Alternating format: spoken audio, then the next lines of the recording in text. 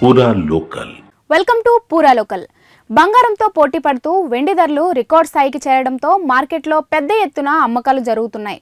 వెండి కిలోకు 1,83,000 దాటడం వల్ల గతంలో తక్కువ ధరకు వెండిని కొనుగోలు చేసిన వారు, వినియోగంలో లేని వెండి ఆభరణాలు వస్తువులు ఉన్నవారు ఇప్పుడు భారీగా విక్రయిస్తున్నారు.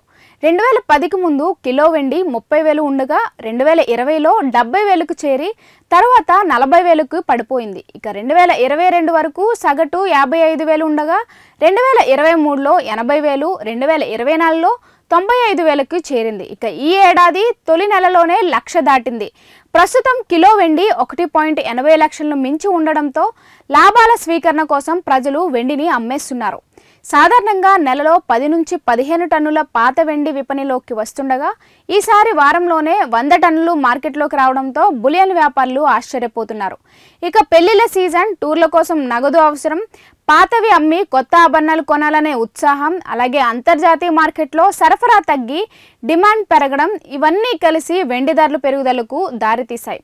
ఇక 2025లో గనుల నుంచి కేవలం 813 మిలియన్ ఔన్సులు వెండి మాత్రమే లభించగా మొత్తం సరఫరా 1.22 బిలియన్ ఔన్సులు, గిరాకీ 1.117 బిలియన్ ఔన్సుల వరకు ఉండవచ్చని అంచనా ధరలను మరింత ఎత్తుకు తీసుకెళ్తున్నాయి.